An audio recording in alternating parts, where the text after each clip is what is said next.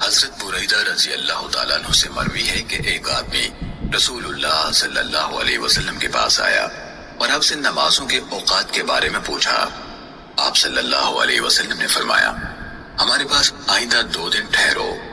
آپ نے پہلے دن بلال رضی اللہ تعالیٰ عنہ کو حکم دیا تو انہوں نے فجر ہوتے ہی اقامت کہی اور آپ صلی اللہ علیہ وسلم نے فجر کی نماز پڑھائی۔ پھر جو ہی سورج ڈھلا تو آپ نے انہیں اقامت کا حکم دیا اور ظہر کی نماز پڑھی۔ پھر جب سورج کو سفید دیکھا یعنی تپش دوپہر سے کم ہوئی تو اقامت کا حکم دیا اور عصر کی نماز پڑھی۔ پھر جب سورج کا آخری کنارہ ڈوب گیا تو اقامت کا حکم دیا اور مغرب کی نماز پڑھائی۔ پھر جب سورج کی سرخی غائب ہو گئی تو عشاء کی اقامت کہلوائی۔ پھر اگلے دن اسے تاخیر کا حکم دیا اور فجر کو روشنی میں پڑھا۔ پھر ظہر کو ٹھنڈا کیا اور خوب اچھی طرح ٹھنڈا کیا۔ پھر عصر کی نماز پڑھی جبکہ سورج ابھی سفید تھا یعنی زرد نہ ہوا تھا، ویسے پہلے دن سے مؤخر کیا۔ پھر شفق یعنی سرخی غائب ہونے سے پہلے مغرب کی نماز پڑھی۔ پھر آپ نے ان یعنی حضرت بلال رضی اللہ تعالیٰ عنہ کو حکم دیا تو انہوں نے عشاء کی اقامت کہی جبکہ تہائی رات گزر چکی تھی اور آپ صلی اللہ علیہ وسلم نے عشاء کی نماز پڑھی۔ پھر فرمایا، کہاں ہے وہ شخص جس نے نمازوں کے اوقات کے بارے میں پوچھا تھا؟ اسے لایا گیا تو آپ صلی اللہ علیہ وسلم نے فرمایا، تمہاری نمازوں کے اوقات ان 2 دنوں کی نمازوں کے درمیان میں ہیں جو تم نے دیکھے۔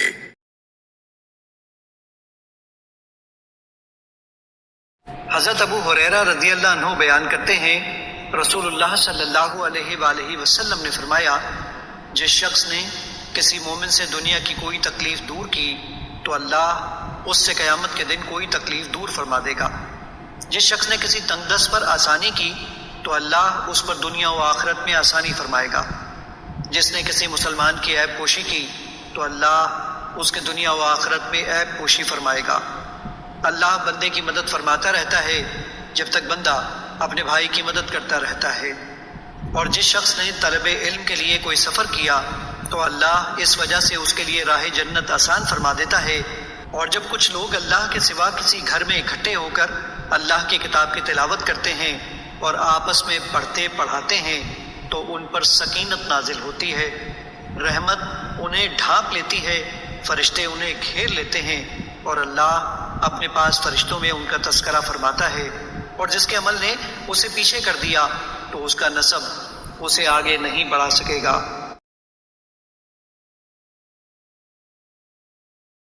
رسول اللہ صلی اللہ علیہ وسلم کے زمانے میں 1 سال قحط پڑا۔ آپ جمعے کی نماز کے لیے خطبہ دے رہے تھے کہ ایک شخص نے کھڑے ہو کر کہا، یا رسول اللہ، گھوڑے بھوک سے ہلاک ہو گئے اور بکریاں بھی ہلاک ہو گئیں، آپ اللہ تعالیٰ سے دعا کیجئے کہ وہ ہم پر پانی برسائے۔ حضرت صلی اللہ علیہ وسلم نے اپنے ہاتھ اٹھائے اور دعا کی۔ حضرت انس رضی اللہ عنہ نے بیان کیا کہ اس وقت آسمان شیشے کی طرح بالکل صاف تھا۔ اتنے میں ہوا چلی، اس نے ابر کو اٹھایا، پھر اس ابر کے بہت سے ٹکڑے جمع ہو گئے اور آسمان نے گویا اپنے دہانے کھول دیے۔ جب ہم مسجد سے نکلے تو گھر پہنچتے پہنچتے پانی میں ڈوب چکے تھے۔ بارش یوں ہی دوسرے جمعے تک برابر ہوتی رہی۔ دوسرے جمعے کو وہی صاحب یا کوئی دوسرے پھر کھڑے ہوئے اور عرض کیا، اے اللہ کے رسول، مکانات گر گئے، دعا فرمائیے کہ اللہ تعالیٰ بارش روک دے۔ حضرت صلی اللہ علیہ وسلم مسکرائے اور فرمایا، اے اللہ، اب ہمارے چاروں طرف بارش برسا، جہاں اس کی ضرورت ہو، ہم پر نہ برسا۔ حضرت انس رضی اللہ عنہ کہتے ہیں کہ میں نے جو نظر اٹھائی تو دیکھا کہ اسی وقت ابر پھٹ کر مدینے کے ارد گرد سرپیچ کی طرح ہو گیا تھا۔ میں عائشہ رضی اللہ عنہا کے پاس گئی، لوگ نماز پڑھ رہے تھے۔ میں نے اس بے وقت نماز پر تعجب سے پوچھا کہ یہ کیا ہے؟ حضرت عائشہ رضی اللہ عنہا نے سر سے آسمان کی طرف اشارہ کیا۔ میں نے پوچھا کیا کوئی نشانی ہے؟ انہوں نے سر کے اشارے سے ہاں کہا، کیونکہ سورج گہن ہو گیا تھا۔ اسما نے کہا کہ نبی کریم صلی اللہ علیہ وسلم دیر تک نماز پڑھتے رہے، یہاں تک کہ مجھ کو غشی آنے لگی۔ قریب ہی ایک مشک میں پانی بھرا رکھا تھا، میں اسے کھول کر اپنے سر پر پانی ڈالنے لگی۔ پھر جب سورج صاف ہو گیا تو رسول اللہ صلی اللہ علیہ وسلم نے نماز ختم کر دی۔ اس کے بعد آپ صلی اللہ علیہ وسلم نے خطبہ دیا۔ پہلے اللہ تعالیٰ کی اس کی شان کے مناسب تعریف بیان کی، اس کے بعد فرمایا اما بعد۔ اتنا فرمانا تھا کہ کچھ انصاری عورتیں شور کرنے لگیں، اس لیے میں ان کی طرف پڑھی کہ انہیں چپ کراؤں تاکہ رسول اللہ صلی اللہ علیہ وسلم کی بات اچھی طرح سن سکوں، مگر میں آپ کا کلام نہ سن سکی۔ تو پوچھا کہ رسول اللہ صلی اللہ علیہ وسلم نے کیا فرمایا؟ انہوں نے بتایا کہ آپ نے فرمایا کہ بہت سی چیزیں جو میں نے اس سے پہلے نہیں دیکھی تھیں، آج اپنی اس جگہ سے میں نے انہیں دیکھ لیا، یہاں تک کہ جنت اور دوزخ تک میں نے آج دیکھی۔ مجھے وحی کے ذریعے یہ بھی بتایا گیا کہ قبروں میں تمہاری ایسی آزمائش ہوگی جیسے کان دجال کے سامنے یا اس کے قریب قریب۔ تم میں سے ہر ایک کے پاس فرشتہ آئے گا اور پوچھے گا کہ تو اس شخص کے بارے میں کیا اعتقاد رکھتا تھا، مومن یا یہ کہا کہ یقین والا؟ شام کو شک تھا، کہے گا کہ وہ محمد رسول اللہ صلی اللہ علیہ وسلم ہیں، ہمارے پاس ہدایت اور واضح دلائل لے کر آئے، اس لیے ہم ان پر ایمان لائے، ان کی دعوت قبول کی، ان کی اتباع کی اور ان کی تصدیق کی۔ اب اس سے کہا جائے گا کہ تو صالح ہے، آرام سے سو جا، ہم پہلے ہی جانتے تھے کہ تیرا ان پر ایمان ہے۔ شام نے شک کے اظہار کے ساتھ کہا کہ رہا منافق یا شک کرنے والا، تو جب اس سے پوچھا جائے گا کہ تو اس شخص کے بارے میں کیا کہتا ہے، تو وہ جواب دے گا مجھے نہیں معلوم، میں نے لوگوں کو ایک بات کہتے سنا، اسی کے مطابق میں نے بھی کہا۔ شام نے بیان کیا کہ فاطمہ بنت منظر نے جو کچھ کہا تھا میں نے وہ سب یاد رکھا، لیکن انہوں نے قبر میں منافقوں پر سخت عذاب کے بارے میں جو کچھ کہا وہ مجھے یاد نہیں رہا۔ ایک دن حضرت صلی اللہ علیہ وسلم لوگوں میں تشریف فرما تھے کہ آپ کے پاس ایک شخص آیا اور پوچھنے لگا کہ ایمان کسے کہتے ہیں؟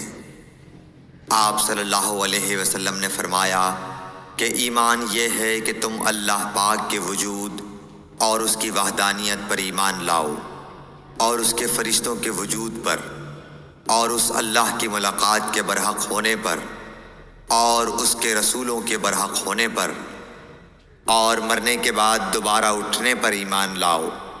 پھر اس نے پوچھا کہ اسلام کیا ہے؟ آپ صلی اللہ علیہ وسلم نے پھر جواب دیا کہ اسلام یہ ہے کہ تم خالص اللہ کی عبادت کرو اور اس کے ساتھ کسی کو شریک نہ بناؤ، اور نماز قائم کرو، اور زکوٰۃ فرض ادا کرو، اور رمضان کے روزے رکھو۔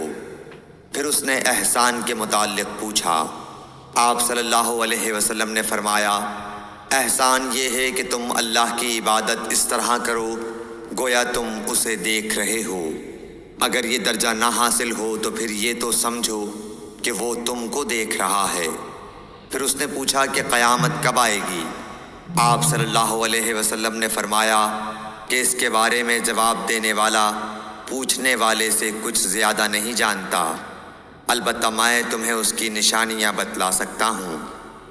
وہ یہ ہیں کہ جب لونڈی اپنے آقا کو جنے گی، اور جب سیاہ اونٹوں کے چرانے والے دیہاتی لوگ ترقی کرتے کرتے مکانات کی تعمیر میں ایک دوسرے سے بازی لے جانے کی کوشش کریں گے، یاد رکھو قیامت کا علم ان 5 چیزوں میں ہے جن کو اللہ کے سوا کوئی نہیں جانتا۔ پھر آپ صلی اللہ علیہ وسلم نے یہ آیت پڑھی کہ اللہ ہی کو قیامت کا علم ہے کہ وہ کب ہوگی۔ پھر وہ پوچھنے والا پیٹھ پھیر کر جانے لگا۔ آپ نے فرمایا کہ اسے واپس بلا کر لاؤ۔ لوگ دوڑ پڑے مگر وہ کہیں نظر نہیں آیا۔ آپ صلی اللہ علیہ وسلم نے فرمایا کہ یہ جبرائیل علیہ السلام تھے جو لوگوں کو ان کا دین سکھانے آئے تھے۔ حضرت ابو ہریرہ رضی اللہ عنہ بیان کرتے ہیں رسول اللہ صلی اللہ علیہ وآلہ وسلم نے فرمایا روز قیامت سب سے پہلے شہید کا فیصلہ سنایا جائے گا، اسے پیش کیا جائے گا تو اللہ اسے اپنی نعمتیں یاد کرائے گا اور وہ ان کا اعتراف کرے گا۔ پھر اللہ فرمائے گا تو نے ان کے بدلے میں شکر کے طور پر کیا کیا؟ وہ عرض کرے گا میں نے تیری خاطر جہاد کیا حتیٰ کہ مجھے شہید کر دیا گیا۔ اللہ فرمائے گا تو نے جھوٹ کہا کیونکہ تو نے داد شجاعت حاصل کرنے کے لیے جہاد کیا تھا۔ بس وہ کہہ دیا گیا، پھر اس کے متعلق حکم دیا جائے گا تو اسے منہ کے بل گھسیٹ کر جہنم میں ڈال دیا جائے گا۔ دوسرا شخص جس نے علم حاصل کیا اور اسے دوسروں کو سکھایا اور قرآن کریم کی تلاوت کی، اسے بھی پیش کیا جائے گا تو اللہ اسے اپنی نعمتیں یاد کرائے گا۔ وہ ان کا اعتراف کرے گا۔ اللہ پوچھے گا کہ تو نے ان کے بدلے میں کیا کیا؟ وہ عرض کرے گا میں نے علم سیکھا اور اسے دوسروں کو سکھایا اور میں تیری رضا کی خاطر قرآن کی تلاوت کرتا رہا۔ اللہ فرمائے گا تو نے جھوٹ کہا، البتہ تو نے علم اس لیے حاصل کیا تھا کہ تمہیں عالم کہا جائے اور قرآن پڑھا تاکہ تمہیں قاری کہا جائے۔ وہ کہہ دیا گیا، پھر اس کے متعلق حکم دیا جائے گا تو اسے منہ کے بل گھسیٹ کر جہنم میں ڈال دیا جائے گا۔ تو تیسرا وہ شخص جسے اللہ تعالیٰ نے مال و زر کی جملہ اقسام سے خوب نوازا ہوگا، اسے پیش کیا جائے گا تو اللہ اسے اپنی نعمتیں یاد کرائے گا، وہ انہیں پہچان لے گا تو اللہ پوچھے گا تو نے ان کے بدلے میں کیا کیا؟ وہ عرض کرے گا میں نے ان تمام مواقع پر جہاں خرچ کرنا تجھے پسند تھا خرچ کیا۔ اللہ فرمائے گا تو نے جھوٹ کہا، تو نے تو اس لیے خرچ کیا کہ تجھے بڑا سخی کہا جائے۔ بس وہ کہہ دیا گیا، پھر اس کے متعلق حکم دیا جائے گا تو اسے منہ کے بل گھسیٹ کر جہنم میں ڈال دیا جائے گا۔ آپ نے ایک شخص کعب بن مرہ یا ابو سفیان کا ذکر کیا جو منبر کے سامنے والے دروازے سے جمعے کے دن مسجد نبوی میں آیا۔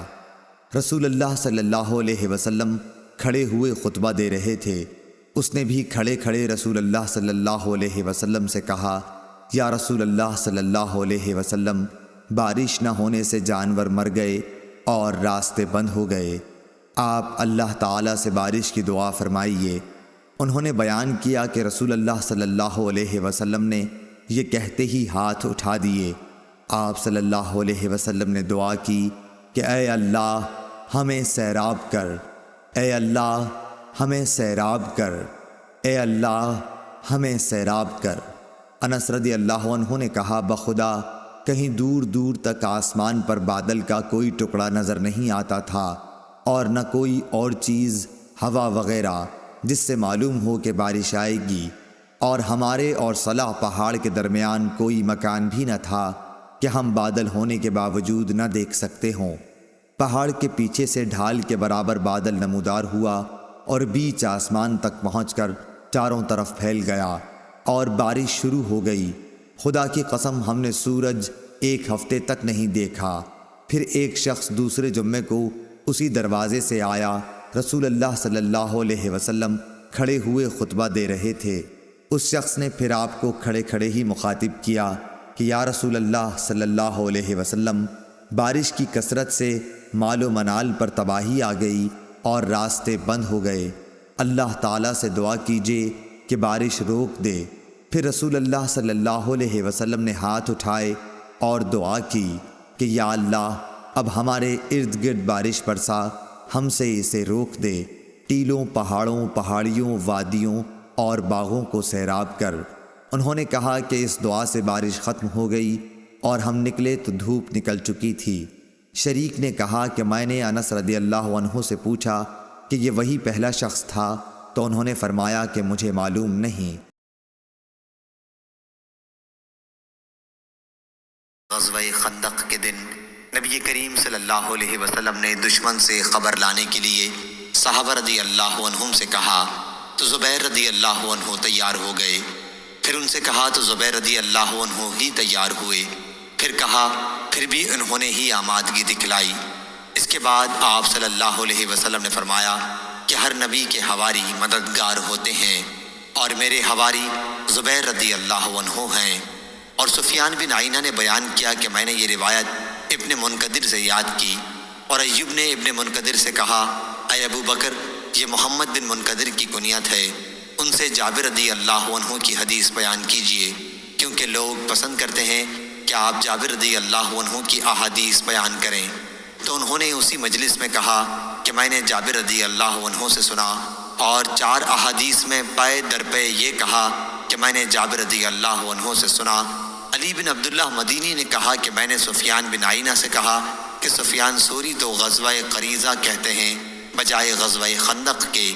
انہوں نے کہا کہ میں نے اتنے ہی یقین کے ساتھ یاد کیا ہے جیسا کہ تم اس وقت بیٹھے ہو کہ انہوں نے غزوہ خندق کہا۔ سفیان نے کہا کہ یہ دونوں ایک ہی غزوہ ہیں، کیونکہ غزوہ خندق کے فوراً بعد اسی دن غزوہ قریظہ پیش آیا، اور وہ مسکرائے۔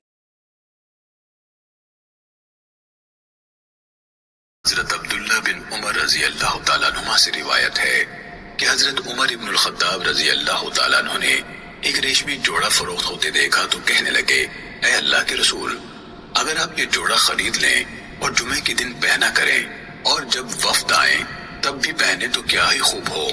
رسول اللہ صلی اللہ علیہ وسلم نے فرمایا، اسے یعنی ریشمی کپڑے کو تو وہ لوگ پہنتے ہیں جن کا آخرت میں کوئی حصہ نہیں۔ پھر اس کے بعد رسول اللہ صلی اللہ علیہ وسلم کے پاس اسی قسم کے جوڑے آئے تو آپ نے ان میں سے ایک جوڑا حضرت عمر رضی اللہ تعالیٰ عنہ کو دیا۔ حضرت عمر رضی اللہ تعالیٰ عنہ کہنے لگے، اے اللہ کے رسول، آپ یہ جوڑا مجھے پہناتے ہیں، جبکہ آپ نے ادارت کے لائے ہوئے جوڑے کے بارے میں جو الفاظ ارشاد فرمائے تھے، یعنی وہ تو اس کے برعکس حرمت پر دلالت کرنے والے تھے۔ آپ صلی اللہ علیہ وسلم نے فرمایا، میں نے تجھے پہننے کے لیے نہیں دیا۔ تو حضرت عمر رضی اللہ تعالیٰ عنہ نے وہ جوڑا مکہ مکرمہ میں رہنے والے اپنے ایک مشرک بھائی کو دے دیا۔